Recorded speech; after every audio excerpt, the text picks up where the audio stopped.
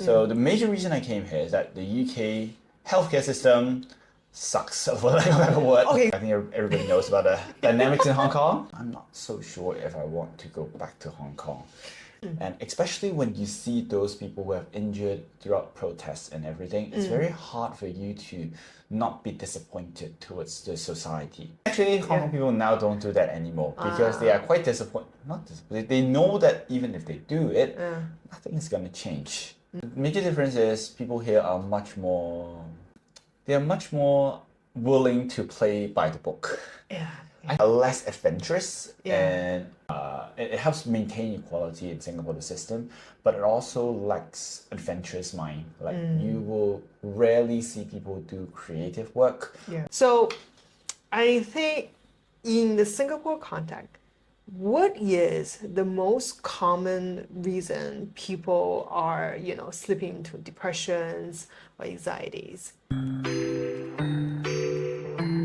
At the age of 50, many people feel the body are slowing down, but it doesn't have to be this way. Your body is still healing, strengthening, and it can bounce back at any age. If pain and stiffness are bothering you, at Chiro Singapore, we offer professional, gentle, safe, and effective chiropractic care to help you with those problems. At our center, chiropractic care are designed to help mature adults just like you take the first step to build a stronger and better you. Call this number here to book your first appointment. Your stronger year may still be ahead. Now back to the video. Welcome back to my channel. Today we have Martin. Yeah. Martin.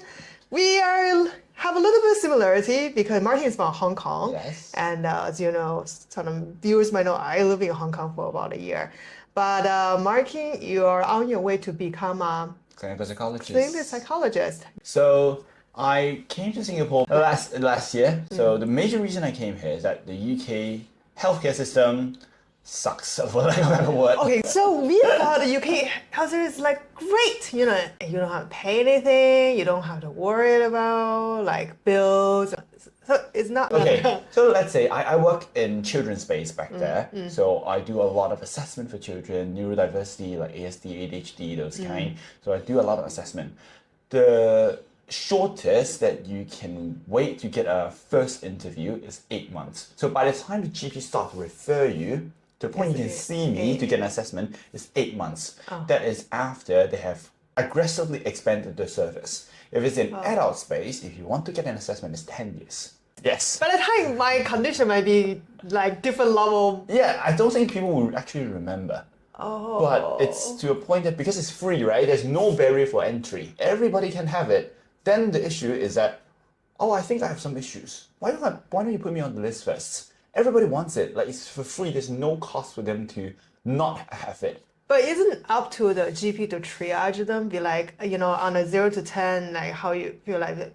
Okay, that's technically their job. However, when you are flooded with so many patients every day, if you reject them, one thing you have to explain to them why you reject them, and the other thing is that GP are not equipped enough to know these things because the dynamics of the primary healthcare system in the UK has changed drastically in the last few years, and the GP are not trained to diagnose these things back when they were in training. Right, because ADHD or any neurodiversity disorder is only more recognized in the last 5 or 10 decades, but they have been in the GP for like how long they have been already. Yeah. They're flooded with these people and they cannot be a good gatekeeper in UK anymore. So how is that compared to Singapore? Like right now you're in the public sector. Yeah. I think Singapore, you still have to wait. It's not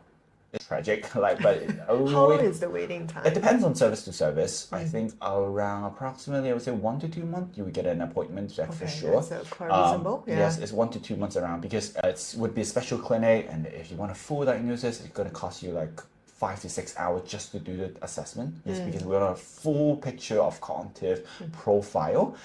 Then we can give you a better understanding of what your issues look like. So in Singapore, I think the structure is more detailed in a way that actually they consider the wait time and consider how actually people what kind of quality of service they will receive. Singapore, I think they could much more considerate in that aspect. Another thing is people still have to pay. So there is a cost in their mind. So free healthcare is not a good thing. Basically what that's want to say. Free healthcare basically say that, oh, this is something that people may need, but it's free of charge, so everybody want a piece of it. Eventually, those who are actually in need doesn't get what they want. Oh, so it's really kind of not overusage of the resources, so taking away the resource from people who really needs it. Yeah. So once you finish your study in UK, you have options to go back to Hong Kong or stay in UK or somewhere else. So why you want to choose to come to Singapore? One thing is the Hong Kong dynamic. I think everybody knows about the dynamics in Hong Kong. Yeah. I'm not saying that I will never go back there, but at least at such a turbulent time, I'm not so sure if I want to go back to Hong Kong at that space. Are there many young professionals like yourself are leaving Hong Kong because like the uncertainty? Yes.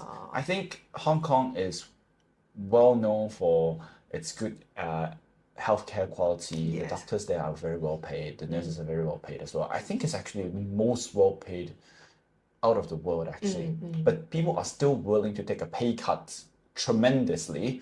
Let's say if you move from Hong Kong to UK, which a lot of people that did that back then, as a medical doctor, you will need to at least forego half of your salary. You get at least 50% pay cut for sure. You change from HA to NHS, HA is Hong Kong Public Hospital System, then it actually shows that because in Hong Kong, the healthcare system are very united as well. We have very strong value to provide the best for the public.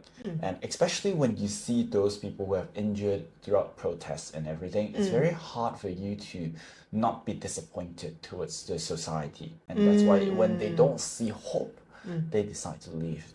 It's not their choice. So meaning during that time, or all the protesters during the yellow umbrella movement, so maybe some of your peers was like helping them directly, from the healthcare point.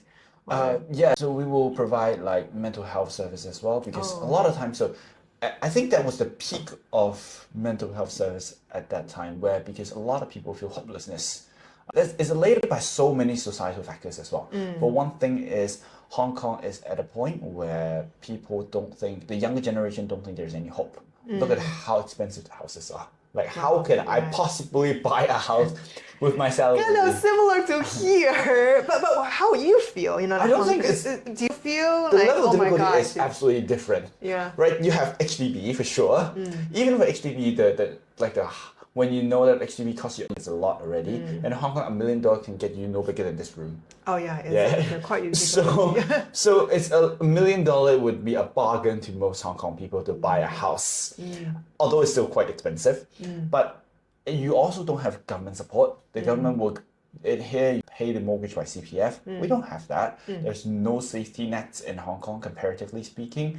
So they don't have the retirement fund. They have the no, they don't. They don't set it up like this. So let's say you have a rich fund, you will give like I think 5 to 10% of the, I forgot the exact number, 5%, and then the employer will give you 5% as well. The money in itself does not guarantee you an interest. And it's not like Singapore, they guarantee you 2%, right? Yeah.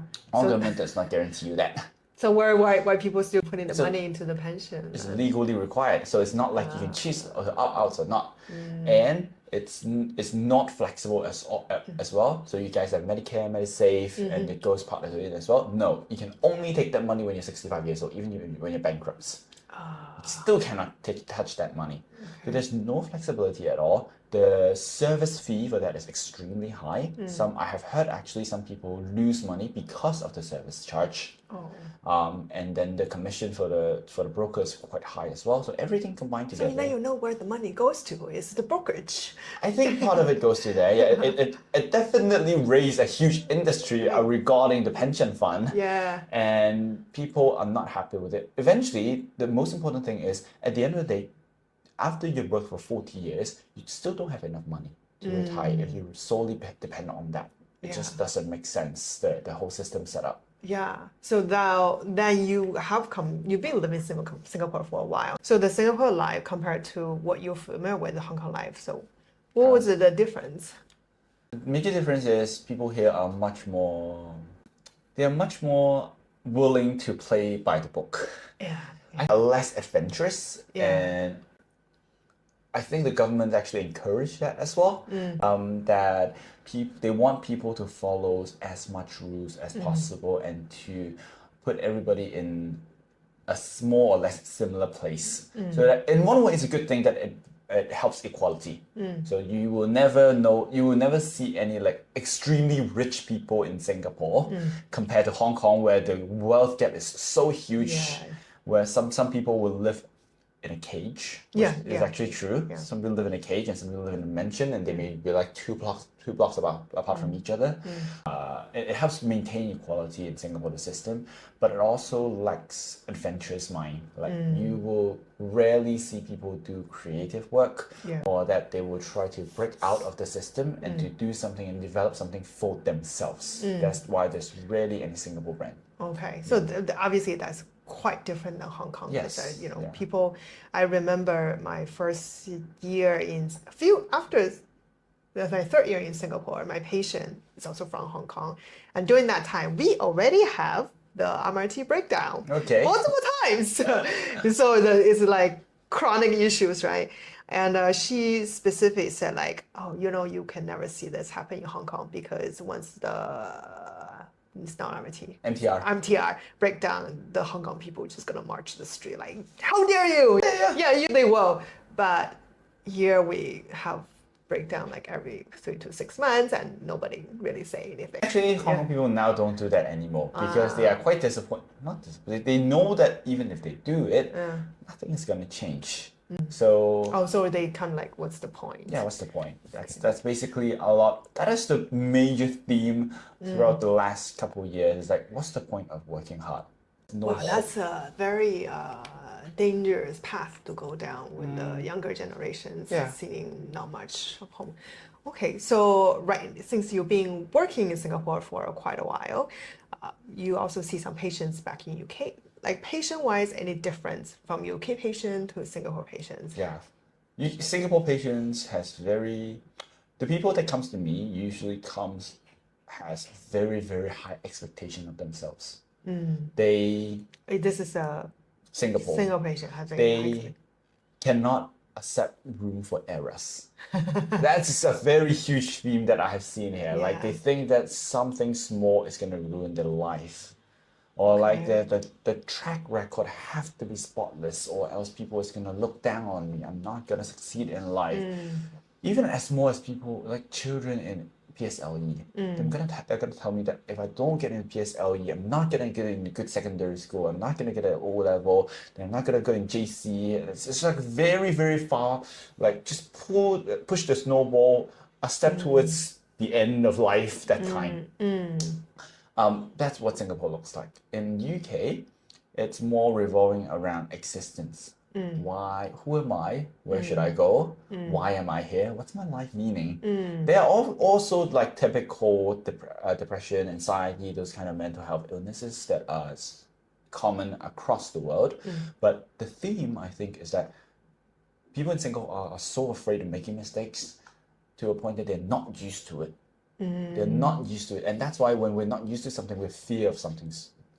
Just like roller coaster. When you ride the roller coaster for the first time, your adrenaline goes up. You're so scared of it. You don't know what to do. But then after 10 or 100 times, you know that actually things will not go so bad. And the lack of mistakes makes people less resilient in Singapore. So this is something I'm quite curious about, because in our channel we do have people who in a mental wellness space, psychologists, counseling, and even a doctor who turned to sexologist. So I think in the Singapore context, what is the most common reason people are, slipping into depressions or anxieties? Most common reason, I think, is lack of willingness to talk about their own issues. So stigmatism. Yeah. Even to this day, I think stigma has changed a lot in the last few years already. And you can hear that actually people are now willing to talk about their own situation, willing to show their vulnerability. Back in the days, it would be like it's a shameful thing that you actually show your vulnerability. How dare you talk about your own issue? You should mind your own business. You can still see that mindset in the elderlies, like the 60s, 70s. Yeah. They will still say that. And like, what's the point of talking about my stuff? It's not going to change. The fact is not going to change. They're very focused on that. Now, it's that, what do I do with my life? One thing is that they're more willing to say it now, but the other theme is what do I do with my life? Especially people at like GC time, poly time, they envision, I think it's also because of social media as well. Back in the days, you don't know how people can live like. You don't know the upper limits. Actually, mental illness is a lot about comparison. Our lives now, any one of the viewers that looking at this video now will have a better life than any of the emperor in the world, in the history. Like, regardless of which empire or which country, you have Clean better water, Yeah. people don't die from childbirth, dysentery does not kill you. Yes, that The is life a- expectancy this is- has doubled in the last 2 decades. Like from 1980, the life expectancy was like 40, 50. You're looking at like 80 now, 87 last I checked in Hong Kong. Life expectancy has grown so much, but people are not satisfied. They still think that there are so much more I can do. It's because their eye has opened in a way that they know actually how human being can be. But they are only the very, very, very small portion of the whole society. Right? How many Elon Musk are there? That's just one of them, right? How many million percent? Yeah, it's million. 188 billion. So like, I wouldn't mind if I'm not him, Yeah. but people would compare like, he can be like this. How come I cannot be like this? You're not him, right? He's 1 out of 8 billion. So the comparison of it makes people feel like I cannot be like him in my whole life. I'm impossible for me to be like him. And that kind of hopelessness gives people depression. Depression is basically hopelessness. Yeah. So this hopeless, how is that different than the young people in Hong Kong, or people in Hong Kong feel hopelessness? It's more about personal growth here. It's about how can I make my contribution? How can I be valuable? In Hong Kong, it's more about the environment. I don't see how this environment is going to be better. It's also a grief as well. They miss how it was before. They miss how things can be, the liberty, the diversity, the minimal control from top down. They miss that. It's a grief. It's a sign of grief. And they're unwilling to accept the new truth and new states. That's why they feel depressed. Oh, okay. So one side is more about the personal side, it's about the macro environments. Yeah. Okay. So you, as a mental health advocate, because you're, what can they do? What can our viewer do today, right now? They can take control or improve their mental wellness states. Anxiety or depression is the wrong attention at the wrong place. Anxiety is you put attention in the future. Depression is you put attention in the past. That's basically it. You're putting your attention at the wrong space instead of focusing at what's happening now and what can you do now. So let's take general anxiety, meaning that I'm going to worry a lot of things. I'm going to worry if I go out, I'm going to get a car crash. I'm going to go out, I got a sip of water, I'm going to choke myself. Or that I go out, people are going to think of me as weird. That is general anxiety. None of that has happened. And even if that happened, are you going to notice it? If you notice it, are you putting your wrong attention at the wrong place? And how is that helpful to you? Right? I know that maybe somebody don't like me, so what? Like, yeah, he does not like me, but why do I need him to like me? That's the wrong attention, the wrong space. Depression is either in the future, I feel so depressed, I don't think that anything can change, or in the past, I continually ruminating, meaning that I continually dwelling on things that I cannot change, which has happened in the past. Like, I have failed my exam. I feel so depressed now. I feel like my life is going to be hopeless. I cannot change anything about it. I should have worked harder. I should have put more time into my exam. I should have done more work in it. But it's in the past. I cannot change it. So the problem is, what can you do now? Taking action is the best way to beat mental illness. being able to do things makes you feel better because you can see progress. And another thing is that people set goals on things that they cannot control. So let's say you want to build a channel, right? You want to make you want to have 1 million subscribers by the end of this year. But That's impossible. let's say some people want that, 1 million subscribers by the end of the year.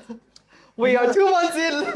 Okay, just a bit more to go. Yeah. But you cannot control that, right? Yeah. You can control how many videos you make. You can control what kind of videos you make. You cannot control how many people subscribe you. And people, one of the things that I've noticed is that they set goals on things they cannot control. So that is, you're setting yourself up for failure. Because you don't, it's a byproduct of the hard work and the good quality videos and the good quality content you made. You can control how good your quality is, but you cannot control the market, how the market responds to it. There's so many things out of your control. However, people sometimes overestimate themselves and think that actually I can control everything. Everything is under my control. I can do that.